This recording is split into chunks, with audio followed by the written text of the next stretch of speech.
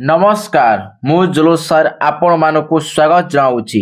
जुलूस sir YouTube channel को पिला माने षष्ठ श्रेणी गणित बहिर त्रयोदश अध्याय जो रही ज्यामितिक अंकन आज आम से ज्यामितिक अंकन अभ्यास कार्य 13.1 करवा।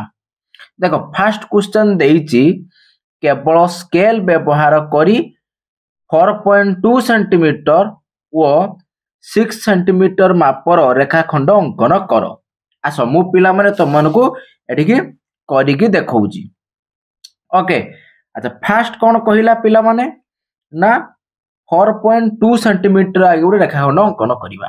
ना आगे हमें कौन करवा पिला माने ना आगे गोटे आमे एठी कौन करवा ना गोटे बिंदु आगे चिन्हट करदेबा। ओके गोटे बिंदु चिन्हट करदेले तार ना दे देली मु कोन ए। ओके तापरे स्केल रो जो देखि पारतो पिला माने स्केल रो जो ओ लिखा हिची हला छाडी दउची। देखो ओ लिखा हिची से ओ टाकू से ए बिंदु ऊपर हमें ताको रखिया को पड़िबो। ओके तापरे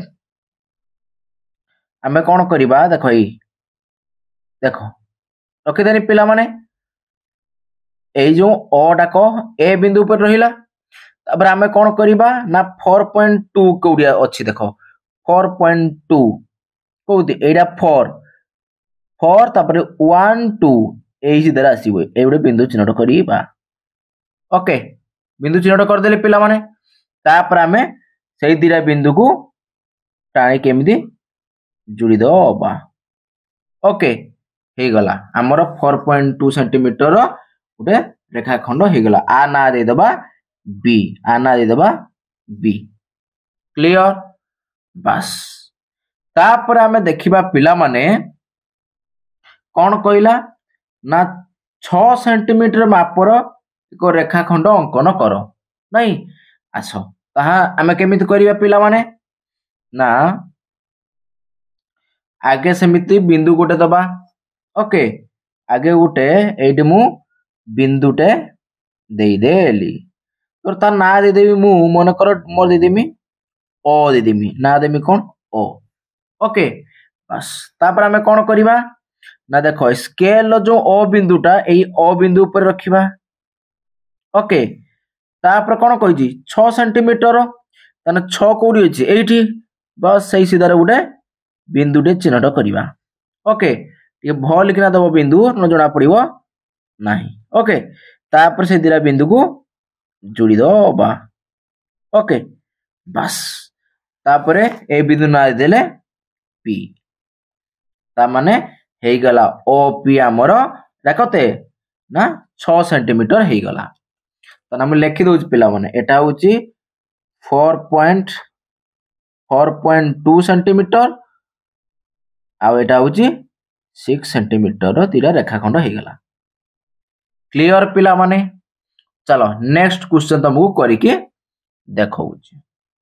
नेक्स्ट क्वेश्चन देला 2 नंबर कौन कहला स्केल व कंपास व्यवहार करी 6.8 सेंटीमीटर दैर्घ्यर एक रेखाखंड अंकन कर।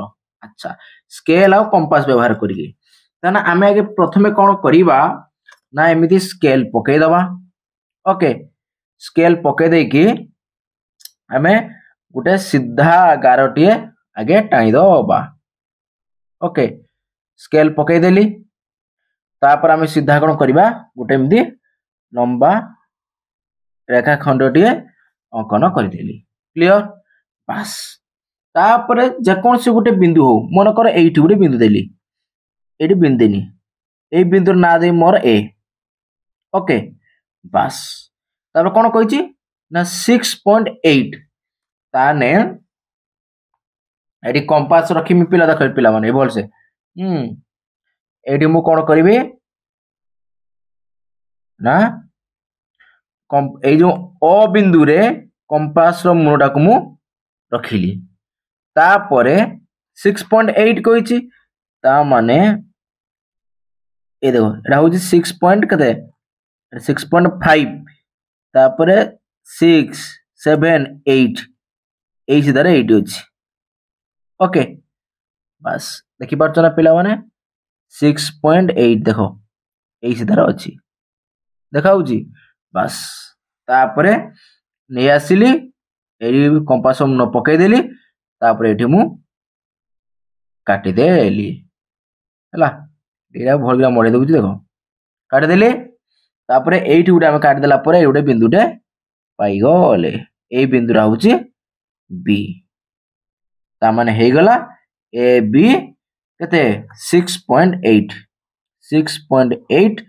सेंटीमीटर रो हमर रेखाखंड अंकन हे गला क्लियर पिला माने बस तापर देखिबा 3 नंबर कौन कहला देखो ना स्केल व्यवहार करी 8 सेंटीमीटर दैर्घ्यर ए बी रेखाखंड अंकन कर सही ए बी रेखाखंड रु 4.5 सेंटीमीटर दैर्घ्यर ए सी रेखाखंड काटी दियो बी सी रो दैर्घ्य केते होउची माप अच्छा देखो पिला माने केमिति करिया भल से लक्ष्य करो आगे हमें कौन करिबा ना 8 सेंटीमीटर रो गुटे आगे फास्ट कौन करिबा रेखाखंडटी एबी रेखाखंड अंकन करिबा अच्छा 8 सेंटीमीटर कहिची ताने आगे मु एटी कौन करिबी ना गुटे बिंदुटिए देबी ओके मोर एटी गुटे बिंदुटिए देई देली ता ना देली मने कर मोर कौन देमी डी देमी कौन देमी सॉरी एबी देथिला भूल हमर एटी एबी देथिला ना पिला माने ताने हमको एटी ए बी ही नैते पड़िबो किछि न देथिना जहा नै ना चलिबो हैं ताने हम एटी नबा एडा होची ए आर नबाडा ए ओके तापर कोन करिबा पिला माने 8 सेंटीमीटर कहिची ताने हम एठी ए बिंदु ऊपर ए जो स्केल ओ बिंदु को रखिबा तापर 8 सेंटीमीटर देखो एटा 1 2 3 4 5 6 7 8 एटी 8 लिखाई देखो लिखाई ना ए सीधारे गोटे बिंदुटी दबा दे देनी देखाउची बिंदु बस तापर सेई दिरा बिंदु को हमें कौन करिबा टाणी दबा एमती ओके ताहाले देखो ओके ताने एइरा होची कोन बी क्लियर बस तापर से कहिची ना ए बी रेखाखंड रु 4.5 सेंटीमीटर ए सी रेखाखंड काटी नियो अच्छा कोन जी 4.5 ताने ए स्केल रु हमें 4.5 काटिबा ओके टिके देखा जाउची हला अंधाटी देखाउची एडजस्ट करियो पिला माने देखो ताने सही ओ बिंदु ऊपरे मु कंपास मुन लिखिली तापर कोन होची 4.5 ने पेंसिल मुन को 4.5 कोडी एठी हला एठी 4 तापर 5 अछि 4.5 टाणी देली देखि पारथबो 4.5 ओके तापरे कोन करबी ना ए बिंदु रखी की कंपास मुन को आकु मु काटी देबी ओके बस काटी देली काट देला पर एटा कोन आसीबो बिंदु आसबा आइला नहीं बस जो बिंदु रे कटिला याकु देमी ना कोन सी से कहितला ए सी काटी नियो काटी देले तापर कोन कहिजी बी सी रो दैर्घ्य केते हेबो नहीं तने बी सी मापी दबा तने देखो तने एठी सी बिंदु ऊपर रखी की ए जो स्केल ओ बिंदुटा एई सी बिंदु ऊपर रखिली तापर देखो मापी देनी केते होजी रे पिला माने 3.5 केते होजी 3.5 तना हम लिखि दबा एठी ए बी सी दैर्घ्य होची 3.5 सेंटीमीटर ओके क्लियर पिला माने बस तापर देखिबा 4 नंबर हैला 4 नंबर कोन कहिची पिला माने देखो ना 4 नंबर क्वेश्चन देइची केवल स्केल व्यवहार करी 5 सेंटीमीटर दैर्घ्यर रेखाखंड अंकन करिबा बेले केउ केउ सोपान दे कार्य करिवो लेखो हैला अच्छा मु एडी सब सोपान गुडी लिखि देइची पिला माने देखो भलसे फास्ट प्रथम सोपान कोन करिबा ना स्केल द्वारा एक रेखाखंड आम खाता रे अंकन करिबा एवं यह ऊपर ए नामक बिंदु चिन्हट करिवा।